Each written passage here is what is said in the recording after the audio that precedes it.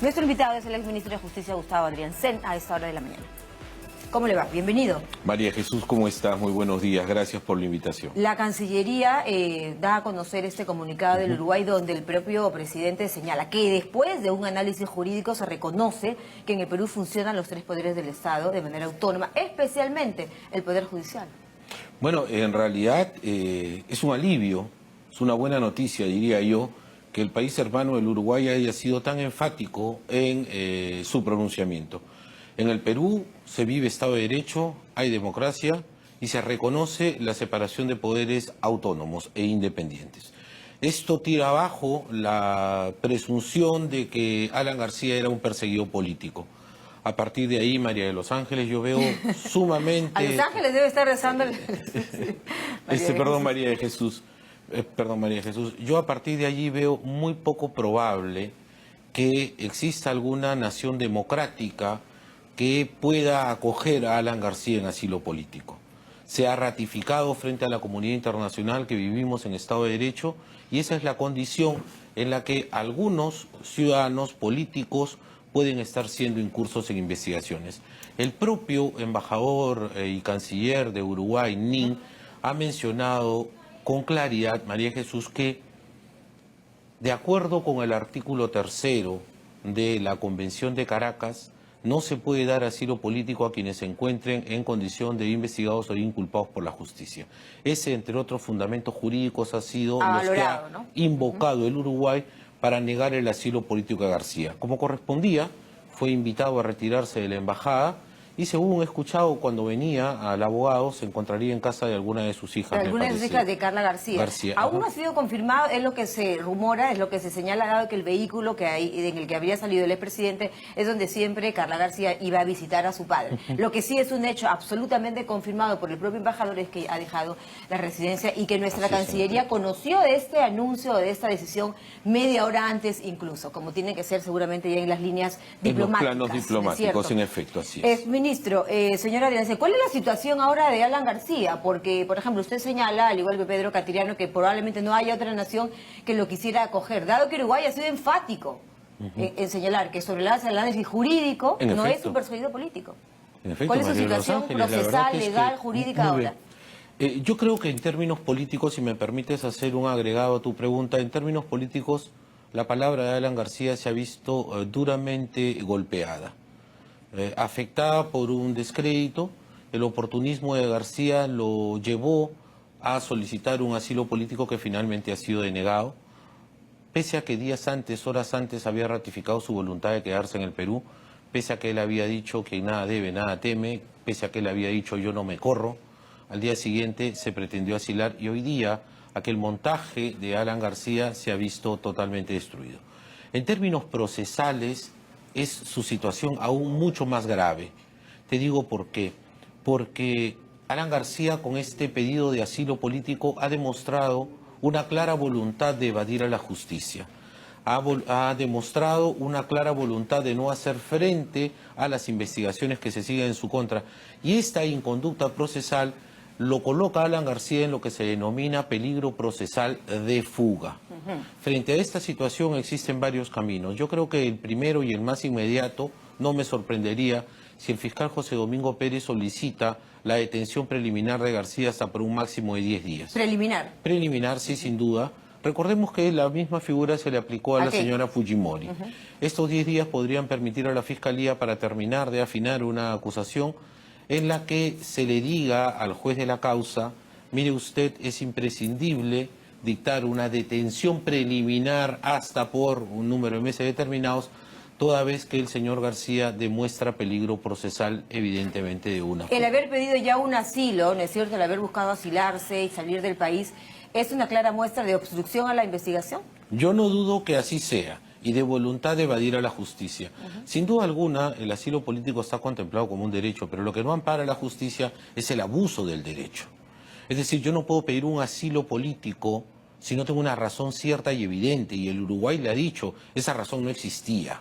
Luego de estudiar más de 1000 hojas, sin duda alguna. Y además la jurídica de Cancillería uruguaya es la que recomienda al presidente de su país, sobre la base de un análisis jurídico, que esto no va, esto no procede. Doctora Adriansen, volvemos entonces ahora a la situación de Alan García, de cuando el fiscal autoriza este impedimento de salida del país por 2 años. Hasta ahí nos hemos quedado en esta investigación. ¿Qué seguiría ahora? ¿Qué podría determinar el juez sobre el pedido de Concepción Carhuancho, que es el caso?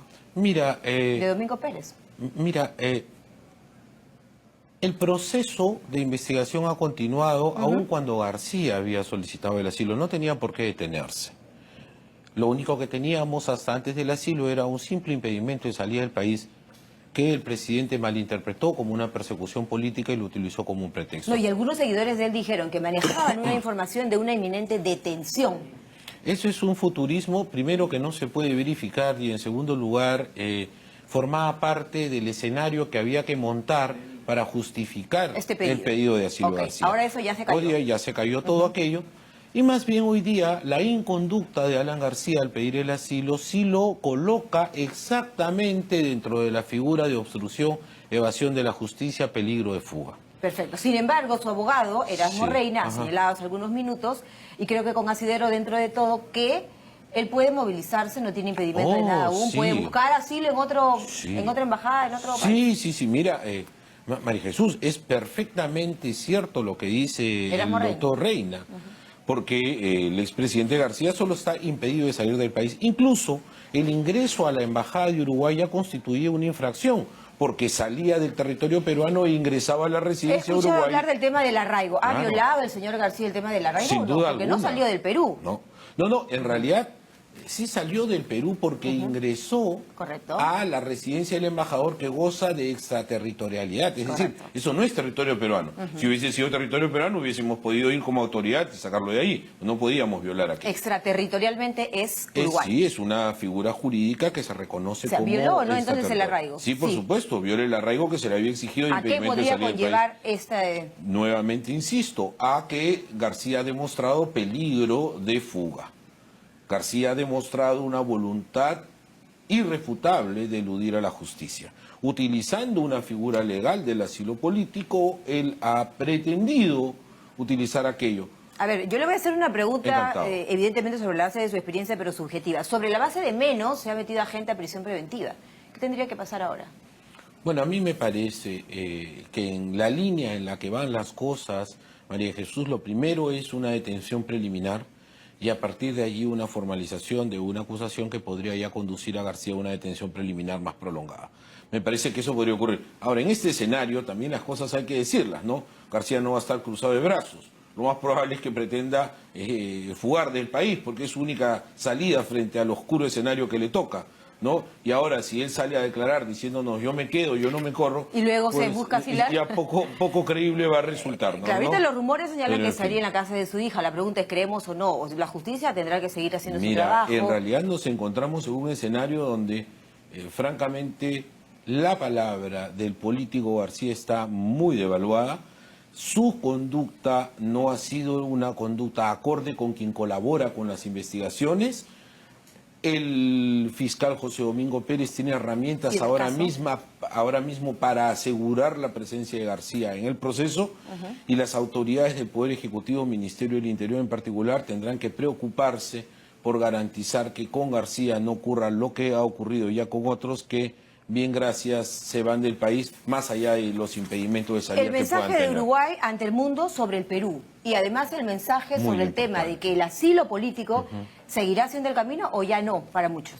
Yo creo de que Uruguay ha demostrado que cree en la democracia del Perú, que cree en la separación de poderes del Perú, y Uruguay creo yo que está marcando un poco la línea de pensamiento que han de seguir las otras naciones democráticas. Cambiando un poco su línea de amistad, digamos, con los que se han declarado perseguidos políticos. Sí, históricamente. pero volvemos sobre lo que dijimos antes, María Jesús.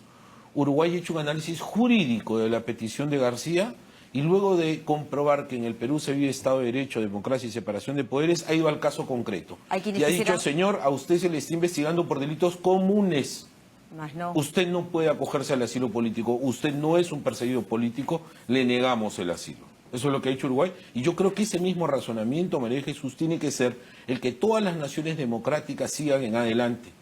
¿Y qué deberán entender aquellos que buscan evadir la justicia sobre la base de estas figuras, que las contempla la Convención del Asilo en el año 1954? ¿Qué deben entender estas personas? Pues deben entender que ya el mundo ha cambiado, que hoy día las democracias no son refugio de corruptos.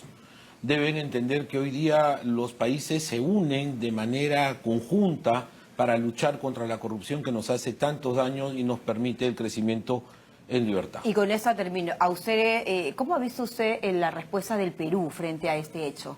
De la Cancillería, el presidente entiendo que llamó inmediatamente a su par Vázquez, al presidente de Uruguay. ¿Cómo ha visto en general la respuesta? Yo creo que ha sido algo muy importante. Lo escuché al presidente Tabaré Vázquez y dijo lo que tú acabas de mencionar, María Jesús. Me llamó el presidente del Perú y me explicó la posición peruana. He escuchado la posición también de quien defendía a García. He escuchado otras organizaciones, he escuchado a los medios de prensa, decenas de demás. ¿Qué quiero decir con esto? Ha habido gran movilización social. Hoy día tenemos una ciudadanía vigilante y que además participa políticamente de estos sucesos. Bien, señora Adriancén, siempre que usted nos visita, algo pasa. Algo ocurre, María Jesús. Está usted en el centro de la noticia siempre con nosotros. Muy amable. Gracias esta mañana con nosotros, Gustavo Adriancén, analizando lo que sucederá de aquí en adelante. ¿Qué va a pasar? Veremos qué decisiones se toman en relación al expresidente Alan García Pérez luego de conocer la decisión de Uruguay. Tiempo de la pausa.